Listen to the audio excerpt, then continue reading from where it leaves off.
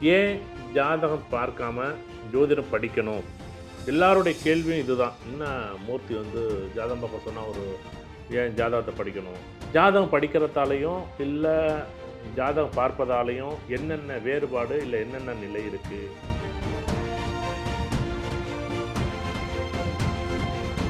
நீங்க யாராச்சும் நெனச்சு பாருங்க, எல்லா ஜோதிடரும் சொல்றாங்கல்ல, அந்த ஜோதிடர் சொல்றத நான் ஒரு வாடிக்கையாளரா கேட்கிறேனான்னு கேட்க மாட்டேன். எனக்கு புடிச்ச மாதிரி அவர் சொன்னாருன்னா கேட்கிறேன், இல்லன்னா கேட்கல.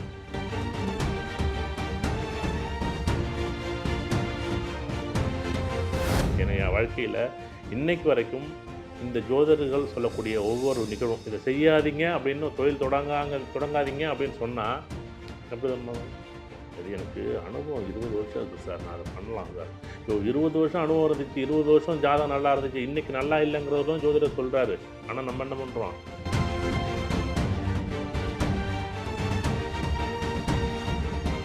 இந்த பணத்துக்காக அந்த இளமையை தவிர்த்து, இளமையெல்லாம் ரொம்ப முடிந்து அந்த முதுமை வரும்போது, எல்லாத்தையும் காசு பணமா சம்பாரிச்சுட்டு வெளிநாட்டிலே திரும்பும்போது, எல்லாமே வந்து காலம் கடந்து நிக்கும் பாருங்க ஒரு அனுபவம். அப்பா! என்னடா இது!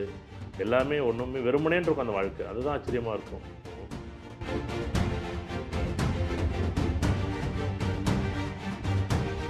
ஜோதிடம்ங்கிறது ஏதோ வந்து ஒரு நாள் வாழ்க்கை சம்மந்தப்பட்ட நிகழ்வு அல்ல.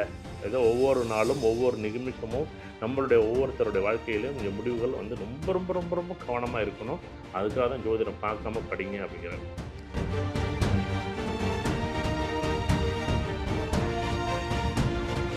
ஆரம்பத்திலே முடிவு வரைக்குமே இந்த ஜோதிடம் வந்து கை கொடுக்குது. நீங்க பார்த்தாலும், பார்க்கலனாலும், விருப்பப்பட்டாலும், விருப்பப்படலனாலும் ஒவ்வொருத்தருடைய வாழ்க்கையிலும் இந்த ஜோதிடம் என்பது இருக்கான இருக்கு.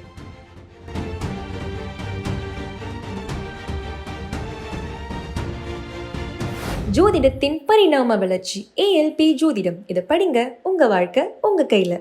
அனைவருக்கும் வணக்கம். இந்த நாள் இனிய நாள். வாழ்வில் எல்லாரும் எல்லா வளம் பெற வேண்டும். ஏன் ஜாதகம் பார்க்காம ஜோதிடம் படிக்கணும்? எல்லாருடைய கேள்வியும் இதுதான். என்ன மூர்த்தி வந்து ஜாதகம் பார்க்க சொன்னா ஏன் ஜாதகத்த படிக்கணும்?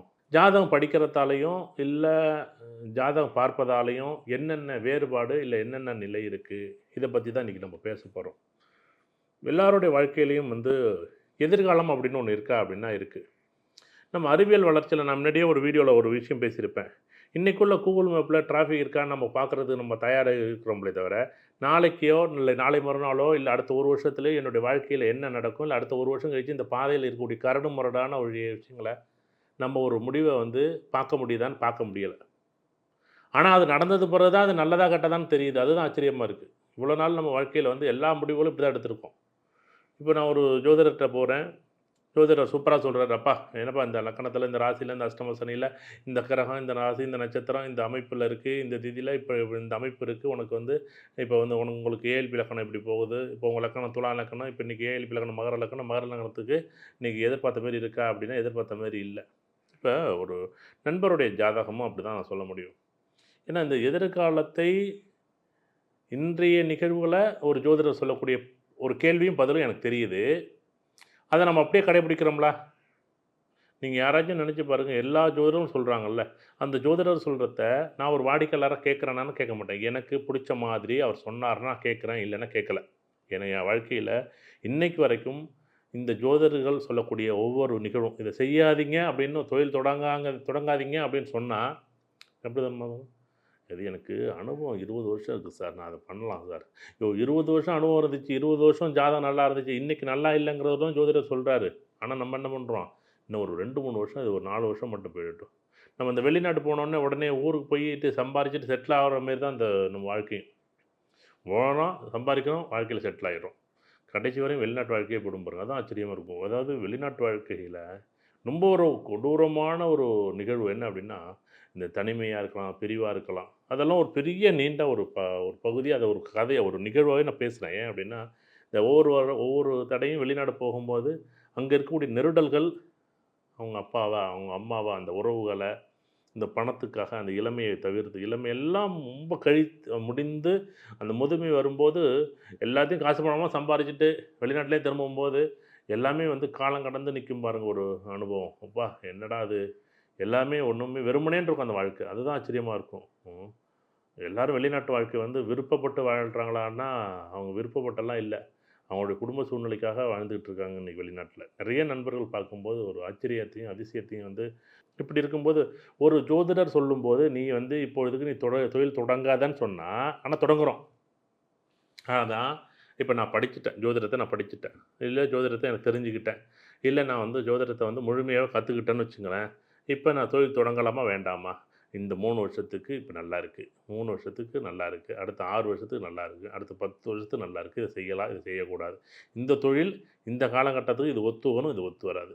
எனக்கு ஒத்து வராது. இந்த தொடர் ஓட்டப்பந்தயம் தான் இது. நெறைய பேர் சொல்றாங்க, "சார் நான் அப்படியே 10 வருஷம் அப்படியே" 2 வருஷம், 3 வருஷம், 4 வருஷம் ஒரு தொழில் தொடங்குனா, 3 வருஷம் ஓடவே ஓடாது. 3 வருஷம் கழிச்சு ஓடும்.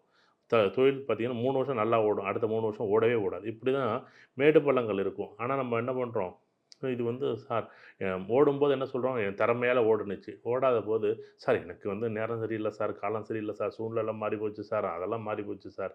கரெக்ட்டுங்க. நம்மளும் என்ன பண்றோம், இத ஏன் அப்படின்னா, இந்த ஜோதிடம் கத்துக்கும்போது நம்ம என்னன்னா, அன்றைக்கு நிகழ்வுகள நம்ம என்னுடைய வாழ்க்கைய என்னன்னு ஒரு முடிவு செய்யறதுக்கு நான் ரெடியா இருக்கிறேன்னா, ரெடியா இருக்கிறேன். எல்லாருமே வந்து எல்லாருக்கும் இது ஒரு பெரிய கேள்வி. ஏன் ஜோதிடம் பார்க்காம படிக்க சொல்றான் மூர்த்தி? அவரவர் கையில அவரவர் முடிவு இருக்கணும். இப்ப நான் வந்து நான் ஒரு ஜிபிஎஸ் வச்சிருக்கேன். இப்ப என் முன்னாடி ஒருத்தர் இருக்கிறாரு. அவர் ஒரு வண்டி ஓட்டுறாரு. அவர் எங்கேயோ ஏதோ ஒரு ஊர்ல இருக்காரு. ஒரு முடிவு எடுக்கணும். என்ன கேட்டு கேட்டா முடிவு எடுக்கணும். லெஃப்ட் போலாமா? ரைட் போகலாம். லெஃப்ட் போகலாம். ரைட் போகலாமான்னு. இன்னைக்கு அவர் கையில ஒரு ஜிபிஎஸ் இருக்கு. இன்னைக்கு கையில அவர் ஒரு கையில ஒரு ஒரு சாவி, வாழ்க்கையோட திறவுகோல் சாவி இருக்கு. அதான் மந்திர சாவியான ஜோதிடம் கையில இருக்கு. ஓரளவுக்கு என்ன பண்ணும்? லெஃப்ட்டா, ரைட்டா, ஸ்ட்ரெய்ட்டா போணும். ஃபர்ஸ்ட்டு எங்க போகணும்னு முடிவு பண்ணணும். அது எப்படி போகணும்னு முடிவு பண்ணணும். என்ன வேகத்தில போகணும்னு முடிவு பண்ணணும்.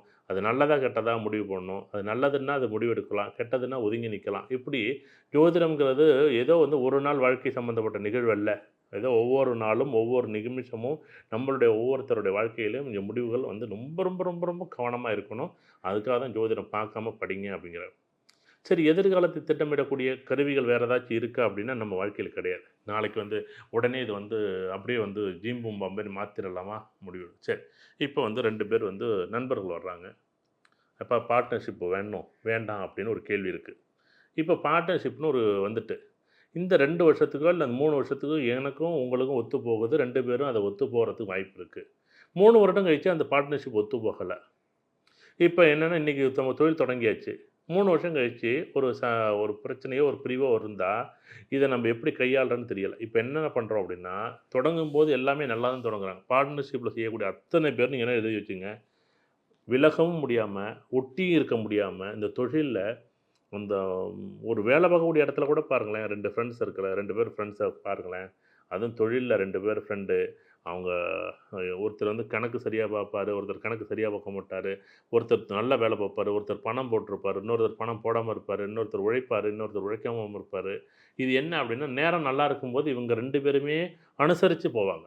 நேரம் நல்லா இல்லாத போது கண்டிப்பா. கணக்கு வழக்குகள்லயோ, அவர் வந்து வேலையே பார்க்க மாட்டேங்கிறார். நான் மட்டும் தான் வேலை பார்க்குறேன். நான் தனியா தொடங்க போறேன். நான் தனியா போறேன். அப்ப அப்ப கணக்கு கேட்கும்போது 2 பேருக்கும் ஒரு விரிசல் வருமான்னு வரும். சரி 3 வருஷம் கழிச்சு இந்த விரிசல் வரும்போது முடிவெடுக்கிறது சரியா? இல்ல 3 வருஷம் வண்டியே வேற வேற தனித்தனி பாதையில, "எப்பா நீ வந்து ஒரே நிகழ்வு தான். நீ இதெல்லாம் பார்த்துக்க." ஒரு உதாரணமா ஒரு மில் வச்சிருக்கோம். நான் பொருளெல்லாம் வாங்கிட்டு வந்துடுறேன். நீ அரைச்சு மாவு வந்து நீ வந்து ரெடி பண்ணி நீ விற்க வேண்டியது உன் பொறுப்பு. நான் வந்து இவ்வளோ தூரம் என்னுடைய பங்கு இதுவரைக்கும் இருக்கும். எனக்கு இதுக்கான நான் இந்த இதில உள்ள லாபம் ஒரு 20% எனக்கு குடுத்துரு. இதுக்கு அங்கிட்டு உள்ள சதவீதத்த நீ எடுத்துக்க. உனக்கு வர்ற லாபத்த எடுத்துக்க. அப்படின்னு ஒரு தெளிவான பேச்சு இருந்துச்சுன்னா, நீங்க அப்பதான் அவங்கவங்க பொறுப்புன்னு வரும்போது, அவங்கவங்களுக்குன்னு அந்த நிகழ்வு வரும்போது தான், அவங்க அந்த நிகழ்வ கண்டிப்பா கையாளுவாங்கன்னா கையாளுவாங்க. அதுவரைக்கும் கையாள மாட்டாங்க. சரி. இந்த பொறுப்புகள் அப்டின்னா, இது ஏன் 3 வருஷம் கழிச்சு முடிவு எடுக்கிறதுக்கு நம்ம முன்னாடியே முடிவு எடுத்தா தான், இந்த தொழில் அப்டிங்கிறது ஓடும். சரி, இப்ப நம்ம என்ன பண்றோம், ஒரு ஜோதிடங்கிறது வந்து, ஏதோ வந்து ஒரே நாள்ல, ஒரே நிமிஷத்தில மாத்த முடியுமான்னா மாத்த முடியாது. எல்லாருமே என்ன பண்றாங்க அப்டின்னா, ஒரு பஸ்ஸில பயணம் நாளைக்கு பயணம் நான் வெளியூர் போறேன் அப்டின்னா, இன்னைக்கே நான் எவ்வளோ ரெடி பண்ண வேண்டியிருக்கு. என்னுடைய துணிமணிகளையோ, இது மாரி இருக்குல்ல. அப்ப வாழ்க்கைங்கிறது எவ்வளோ பெரிய முடிவு எடுக்க போறோம். அந்த முடிவு எடுக்கிறதுக்கு ஒரு திட்டமிடுவதற்கு ஒரு 5 வருஷமோ, ஒரு 10 வருஷமோ, இல்ல 15 வருஷமோ, இல்ல 20 வருஷமோ, 30 வருஷமோ, என்னுடைய வாழ்க்கையில ஒரு விஷயத்த நான் செய்யணும் அப்படின்னு முடிவு எடுத்திருக்கேன். என்னுடைய இலக்குன்னு வச்சிருக்கேன். என்னுடைய குறிக்கோள்னு வச்சிருக்கேன். அப்படின்னு நான் இருந்தால், நீங்க இதுக்கு முடிவு எடுக்கணும்னா, இதுக்கு என்ன தெளிவான பாதை வேணும். இந்த தெளிவான பாதைகள் ஒரே மாதிரியா போகுமான்னு போகாது. எப்படி பாதையெல்லாம் வளைவு நெளிவா தான் போகும். ஆனா எல்லாரும் என்ன நெனைக்கிறாங்க, என் பாதை மட்டும் தான் வளைவு நெளிவு இருக்கு. யார் போனாலும் பாதை என்பது ஒன்று தான். வளைவு நெளிவு இருக்குமா என்ன? நம்ம ஒரு ஊர்லேருந்து போகிறோம், இப்போ சென்னையிலேருந்து உதாரணம் திருச்சி போகிறோம், அப்படி நேராக போயிட முடியும்? எவ்வளோ வளைவு இருக்குது, எவ்வளோ மேடு பள்ளம் இருக்குது, எவ்வளோ பாலங்கள் இருக்குது, எவ்வளோ வேகத்தடைகள் இருக்குது, எவ்வளோ இடத்துல பாலம் புது புது பாலம் போடும்போது பார்த்தீங்கன்னா ரோடு டைவர்ஷன் இருக்குது. இவ்வளோ கரடு முரடான இடத்துல இருக்குல்ல. நம்ம எல்லாரும் என்ன நினைக்கிறோம்? மற்றவங்க எல்லாருக்குமே அது ஈஸியாக நடக்குது, நமக்கு மட்டும்தான் கஷ்டமாக நடக்குது. எல்லாருக்கும் கஷ்டம் இருக்குன்னா இருக்குதான். ஆனால் இந்த ஜோதிடம் படிப்பதால் என்ன சொல்கிறான், இந்த ஜோதிடம் படிக்கிறதால அவரவர் வாழ்க்கையில் இருக்கக்கூடிய வளைவு நெளிவுகளையும் மேடு பள்ளங்களையும் ரொம்ப ரொம்ப ரொம்ப ரொம்ப ரொம்ப ரொம்ப ரொம்ப கவனமாக பார்த்து எப்படி அந்த வேகத்தடைக்கு ஏற்ற மாதிரி நான் வண்டியை வேகமாக மெதுவாக முடிவெடுத்துக்கிட்டு நல்ல பைபாஸில் போகும்போது வேகமாகவும், குறுகிய சாலையில் போகும் மெதுவாகவும், ரொம்ப ரோடு கரடுமுரடாக இருக்கும்போது ரொம்ப மெதுவாகவும் போகணும் அப்படிங்கிறத நான் தெரிஞ்சுக்கிட்டேன். சரி, இதெல்லாம் தெரிஞ்சுக்கிட்டு நான் பாதையை மாற்ற முடியாதுன்னு தெரிஞ்சுக்கிட்டேன். ரோட்டில் வளைவு நெளிவாக மாற்ற முடியாது தெரிஞ்சுக்கிட்டேன். என் வண்டியை நான் எப்படி இயக்கணும்னு தெரிஞ்சுக்கிட்டேன். நான் என்னுடைய வேகத்தை என்னுடைய கண்ட்ரோலில் வச்சுருக்கேன். இதெல்லாம் வச்சுருந்தாலே ஒரு மனிதனாக வாழ்வதற்கு முழு தகுதியான தகுதி.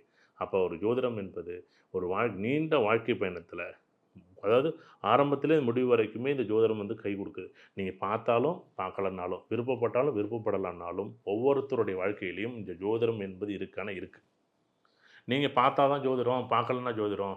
பார்க்கலன்னா, சார் நான் பள்ளமாக இருக்குது பார்த்தா பயப்படுறேன். பள்ளமாக இருந்து பார்த்துட்டு பயப்பட்டா அங்கே தான் நீங்கள் நிற்க போகிறீங்க.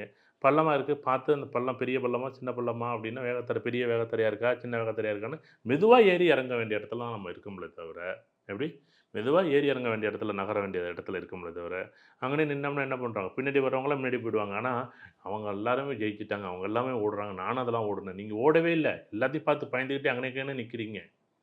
இந்த ஜோதிடம் படிக்கிறது நம்மளுடைய ஆழத்தையும் நம்மளுடைய வேகத்தையும், எந்த இடத்துல வேகமாக போகணும், எந்த இடத்துல மெதுவாக போகணும்னு இந்த ஜோதிடம் படிக்கிறதால மட்டும்தான் தெரிஞ்ச முடியும். இது ஒரு ஜோதிடர் சொல்லி நீங்கள் என்ன தான் வேகமாக போனாலும் இல்லை என்ன தான் மெதுவாக போனாலும் ஒரு முடிவு மாற்றி எடுக்கும்போது, ஏன்னா இந்த முடிவுகள் என்னென்னா ஆசைப்பட்டு எடுக்கக்கூடிய முடிவுகள் எல்லாம் அவரவர் முடிவுகள் அப்படின்னு ஒன்று இருக்கும். ஒரு சில விஷயங்கள் என்ன பண்ணோம், நீ முடிவெடு, உன் பாதைக்கு தகுந்த மாதிரி நம்ம கூகுள் மேப் சொல்லுவோம்ல, இந்த பாதையில் போனால் இவ்வளோ வேகமாக போகலாம், இந்த பாதையில் போனால் மெதுவாக போகலாம், இந்த பாதையில் போனால் பைபாஸில் போகலாம், இந்த பாதையில் போனால் சூப்பர் பைபாஸில் போகலாம் அப்படின்னு நம்ம சொல்கிறோம்ல ஒரு ரூட்டில். அந்த மாதிரி வாழ்க்கையில் நிறைய பாதைகள் இருக்கும். நீங்கள் ஆனால் என்ன பண்ணுறீங்க, போனோடனே நம்ம என்ன சொல்கிறோம், கூகுள் மேப் தப்புன்னு சொல்லுதா, நீ போய்ட்டு ரிவைஸ் வாங்கன்னு சொல்லலை. வாழ்க்கையில் நீ இப்போது அடுத்த ரூட்டை காமிக்கும், அந்த ரூட்டை தாண்டி போனால் இன்னொரு ரூட்டை காமிக்கும், இன்னொரு ரூட்டை தாண்டி போனோன்னா யூட்டன் அடித்து வாங்க. ஆனால் வாழ்க்கையில் யூட்டனே கிடையாது. வாழ்க்கையில் ஒரு தடவை போயிட்டா ஒரு 10 லட்ச ரூபா 20 லட்ச ரூபா 30 லட்ச ரூபா வச்சுருக்கோம். 30 லட்ச ரூபாய்க்கு ஒரு விஷயத்த பண்ணிடுறோம். 30 லட்ச ரூபா செலவானது பிறகு நீங்கள் உடனே அந்த 30 லட்ச ரூபா சம்பாதிச்சிட முடியுமானா முடியாது. இந்த 30 லட்சம் சம்பாதிக்கிறதுக்கு 1 வருஷமோ 2 வருஷமோ 5 வருஷமோ 10 வருஷமோ 20 வருஷமோ இருக்கும். 20 வருஷம் உழைப்பு அதில் போயிடும் ஒரு சின்ன முடிவு எடுக்கிறதால. அதை விட்டு இந்த ஜோதிடம் என்பது பார்ப்பதை விட, ஜோதிடம் பாருங்கள், ஆனால் படிச்சுட்டு நீங்கள் அந்த ஜாதகத்தை பாருங்கள். அப்போ உங்களுக்கு தேவையான கேள்வி இருந்துச்சுன்னா அப்போ ஒரு ஜோதிடரை போய் கேட்டு பாருங்கள். அது சரியா இல்லை அவர் சொல்கிறது உங்களை நீங்கள் அவரோட போய் நேரடியாக பார்க்கும்போது தான் அது சரியாக தவறான்னு வரும். அப்போ தான் உங்கள் ஜாதகத்தை உங்கள் கையில் வச்சுக்கிட்டு நீங்கள் போகும்போது தான் ஒவ்வொரு முடிவையும் தெளிவாகவும் அது வேகமாகவும் விவேகமாகவும் அந்த முடிவெடுப்பீங்க. அப்போ தான் இந்த ஜோதிடம் உங்கள் ஒவ்வொருத்தருடைய வாழ்க்கையும் செம்மைப்படுத்தும், அழகாக்கும், ஆனந்தமாக இருக்கும். இந்த வாழ்க்கை என்பது ஒரு தடவை தான். நீங்கள் ஒரு முடிவோட முடிஞ்சளவு அந்த முடிவை எவ்வளோ அழகாக எடுக்கிறீங்களோ அவ்வளோ அழகாக கொண்டாட முடியும். அதுதான் இந்த ஜோதிடம் சொல்லக்கூடிய விஷயம். நல்லது. ஜோதிடத்தின் பரிணாம வளர்ச்சி ஏஎல்பி ஜோதிடம். இதை படிங்க, உங்க வாழ்க்கை உங்க கையில. சித்தர் பூமி